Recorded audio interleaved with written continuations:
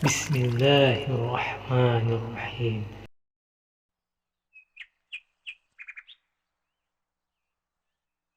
Assalamualaikum warahmatullahi wabarakatuh. Innal hamdalillah nahmaduhu wa nasta'inuhu wa nastaghfiruh wa na'udzu billahi min sururi anfusina wa min sayyiati a'malina. May yahdihillahu fala mudilla lahu wa may yudlilhu fala hadiya lahu. Asyhadu an la ilaha illallah wahdahu la syarika lahu wa asyhadu anna Muhammadan 'abduhu wa rasuluhu alladzi la nabiyya wa la rasula ba'da, amma ba'du.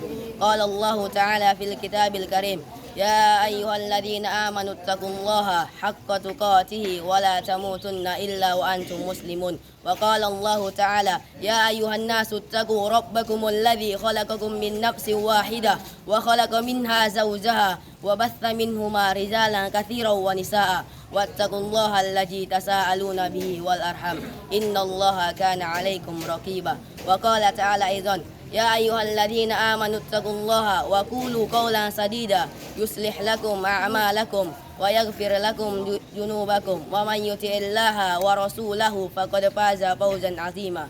فإن أصدق الحديث كتاب الله وخير الهدي هدي محمد صلى الله عليه وسلم وشر الأمور محدثاتها وكل محدثة بدعة وكل بدعة ضلالة وكل ضلالة في النار. أما بعد. Segala puji bagi Allah Subhanahu wa Ta'ala, yang mana dialah yang telah memberi kita nikmat, baik itu nikmat iman, nikmat Islam, dan nikmat kesehatan. Yang mana dialah yang telah menghidupkan dan mematikan kita, yang mana dialah yang telah memberi kita rahmat, memberi kita rezeki, dan mengatur yang segala urusan. Dan tidak lupa pula salawat yang kita hadiahkan kepada Nabi besar kita Muhammad sallallahu alaihi wasallam. Semoga kita salah satu orang dari umatnya yang mendapat syafaatnya di hari kelak. Amin amin ya rabbal alamin. Pada pertemuan kali ini saya menyampaikan ceramah singkat saya yang berjudul Menjadi Sahabat Iblis Tatkala Sendirian. Sungguh ujian hakiki tatkala seseorang dimudahkan melakukan kemaksiatan. Sarana kemaksiatan begitu mudah tatkala seseorang sendirian dan tidak ada yang melihatnya. Ketahuilah bahwa dia sedang diuji oleh Allah Subhanahu wa Ta'ala. Barang siapa yang lulus dari ujian ini, maka dia mendapatkan ganjaran yang sangat luar biasa dari Allah Subhanahu wa Ta'ala.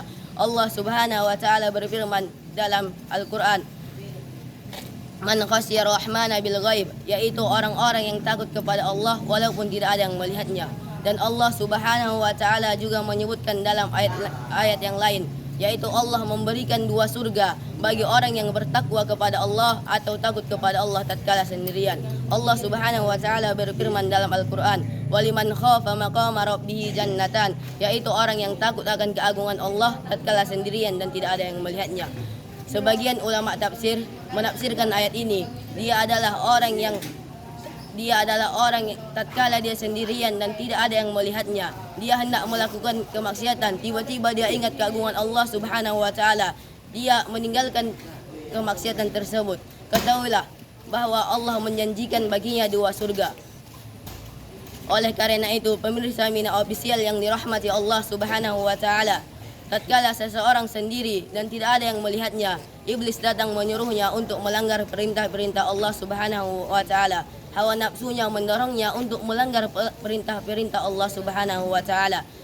Ketahuilah sebelum dia melakukan kemaksiatan, bahwa pendengarannya, penglihatannya, serta kulitnya akan menjadi saksi atas kemaksiatan yang dia lakukan. Allah Subhanahu wa Ta'ala berfirman dalam Al-Quran: Wa ma kuntum tastatiruna ay yashhada alaikum sam'ukum wala absarukum wala juludukum walakin zanantum annallaha la ya'lamu katsiran mimma ta'malun.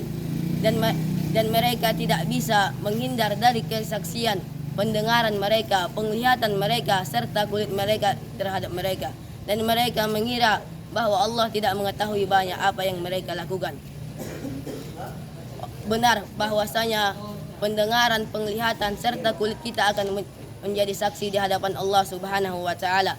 Dan Allah Subhanahu wa Ta'ala juga menyebutkan dalam ayat yang lain, Allah Subhanahu wa Ta'ala mengunci mulut-mulut mereka, tangan-tangan mereka berbicara, dan kaki-kaki mereka menjadi saksi atas kemaksiatan yang mereka lakukan. Kemudian apa lagi yang menjadi saksi? Bumi akan menjadi saksi atas kemaksiatan yang kita lakukan. Allah Subhanahu wa Ta'ala berfirman dalam Al-Quran: Yauma idzin tuhadditsu akhbaraha. Pada hari itu bumi menyampaikan kesaksiannya. Oleh karena itu pemirsa Mina Official yang dirahmati Allah Subhanahu wa taala, dimanapun Anda berada, dimanapun tempatnya, memang manusia tidak bisa melihat, tapi ingatlah, pendengaran, penglihatan, serta bumi akan menjadi saksi atas kemaksiatan yang kita lakukan. Kemudian apalagi yang menjadi saksi? Malaikat. Malaikat akan menjadi saksi atas kemaksiatan yang kita lakukan. Allah Subhanahu wa taala berfirman dalam Al-Qur'an, "Kiraman katibin ya'lamuna ma taf'alun." Yang mulia di sisi Tuhanmu, mereka mengetahui apa yang kamu kerjakan dan mereka mencatat pekerjaanmu. Kemudian apalagi yang menjadi saksi? Catatan amal. Catatan amal akan menjadi saksi atas kemaksiatan yang kita lakukan. Sementara malaikat mencatat pekerjaan kita hingga nanti akan dinampakkan di hadapan Allah Subhanahu wa taala.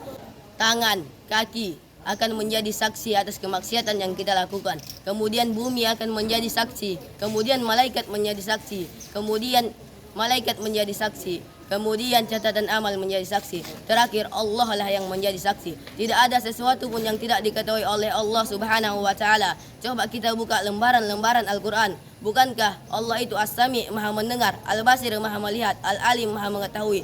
Wa annallaha qad ahata bikulli syai'in ilma. Dan ilmu Allah itu meliputi segala sesuatu.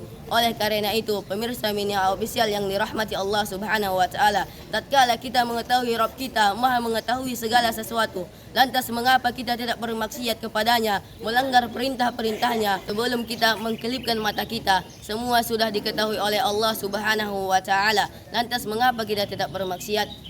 Hanya ini yang bisa saya sampaikan. Lebih dan kurang saya minta maaf. Assalamualaikum warahmatullahi wabarakatuh.